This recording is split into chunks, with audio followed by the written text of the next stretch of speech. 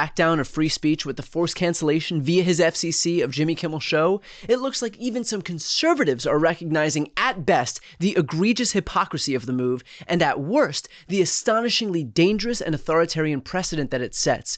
Here are just a few right-wingers who've reacted poorly to the news. For example, Tucker Carlson and Fox's Kennedy. You hope that Charlie Kirk's death won't be used by a group we now call bad actors to create a society that was the opposite of the one he worked to build. You hope that. You hope that a year from now, the turmoil we're seeing in the aftermath of his murder won't be leveraged to bring hate speech laws to this country. And trust me, if it is, if that does happen, there is never a more justified moment for civil disobedience than that, ever. And there never will be. Because if they can tell you what to say, they're telling you what to think. There is nothing they can't do to you because they don't consider you human. They don't believe you have a soul. A human being with a soul, a free man, has a right to say what he believes. Not to hurt other people, but to express his views. I do have an issue with some of the statements made by Brendan Carr, because if there were an FCC commissioner on the other side of the political spectrum, from someone maybe on this network, and they didn't like their speech, would they put pressure on, some of some of the advertisers? Yep. And, if someone from Fox moved on to Fox Broadcast, to some of the owned and operated stations there, that's the part of this that I do not like. When you are too far right for Tucker Carlson and Fox News, you might have lost the plot. And of course, the irony is that these people supported Donald Trump largely because he framed himself as this free speech champion. Here he is at his own inauguration just 8 months ago, promising the polar opposite of what he's delivering right now. After years and years of illegal and unconstitutional federal efforts to restrict free expression, I will also sign an executive order to immediately stop all government censorship and bring back free speech to America.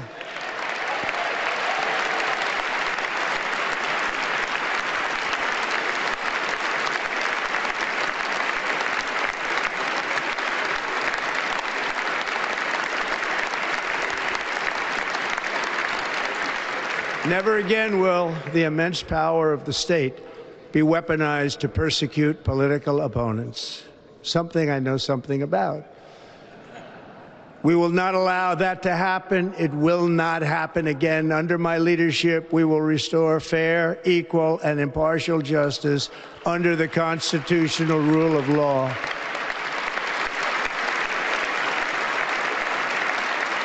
And we are going to bring law and order back to our cities. And yet now, this guy is sicking his FCC on comedians, because he doesn't like the jokes they tell. Talk about thin skin. You want to know where that happens? Shall we go over a list of countries where comedians can't criticize their country's leaders? China, North Korea, Russia, Hungary? Congratulations to Republicans. In your desperation to usher in free speech, you have all but eliminated it entirely and rebuilt this country in the mold of some of the most repressive regimes in the world. Which makes these claims all the more embarrassing in retrospect. If we don't have free speech, then we just don't have a free country. It's as simple as that. It's like legalized comedy. Yeah, freedom of speech, having fun again. It seems like we should have a good time, You don't have free speech unless people can say things you don't like, and you can attempt to beat that speech. Debate is the fertilizer, it's the water, it's the sunlight for our democracy. The best measure of the health of our American democracy, our constitutional republic, is the percentage of people who feel free to say what they actually think in public. In Snyder versus Phelps, the court made it clear that public speech can never be punished simply for being offensive.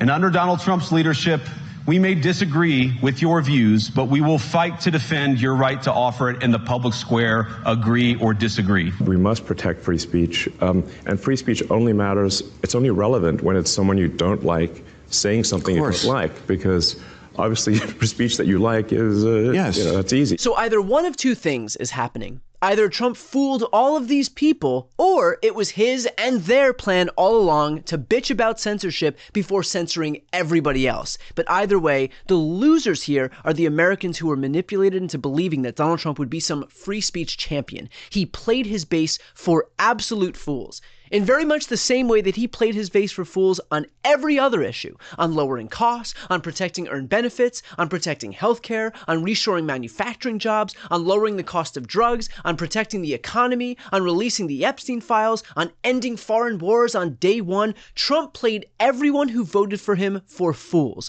This guy is out here trying to make himself king, building himself a lavish $200 million ballroom, using our tax dollars to retrofit himself a personal 747 jet. He doesn't give a shit about his supporters, and he never has. He climbed over them for power, abandoned them for all the core issues they cared about, and is now solely focused on entrenching that power for good.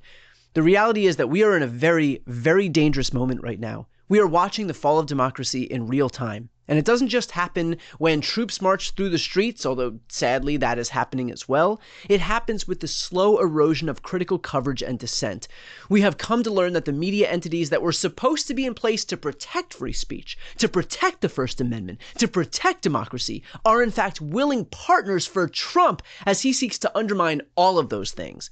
To that end, I will note that the onus then falls on those of us who are not bending the knee to Trump to speak out. I can promise you right now that I will never capitulate to a tyrant. I will never allow my speech to be curbed by those in power, and I will never allow myself to be leveraged by this White House. If you'd like to help amplify my voice, please subscribe to this channel.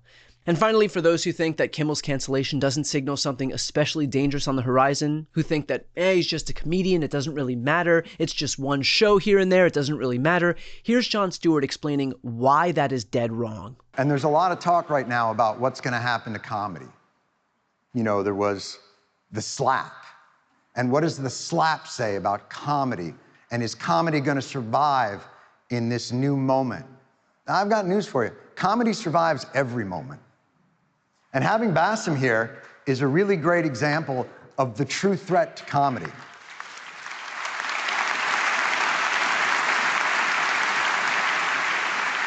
It's not the woke police that are going to be an existential threat to comedy. It's not the Fresh Prince, it's the Crown Prince. It's not the fragility of audiences, it's the fragility of leaders. You don't owe us anything as an audience. If we say you don't like, say back, do whatever you got to do. Don't get up and hit us. But that's just the game we're in. We talk for a living, you talk back, and we've just got to be better than you. And we've got to find a way to entertain you.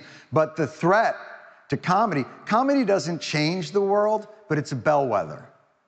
We're the banana peel in the coal mine.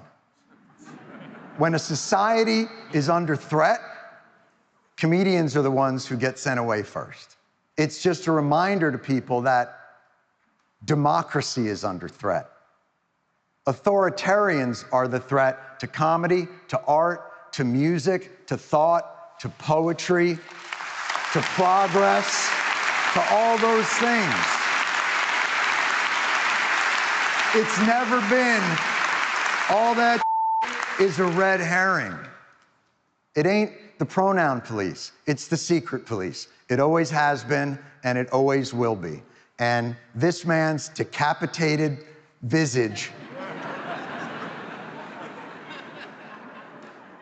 is a reminder to all of us that what we have is fragile and precious.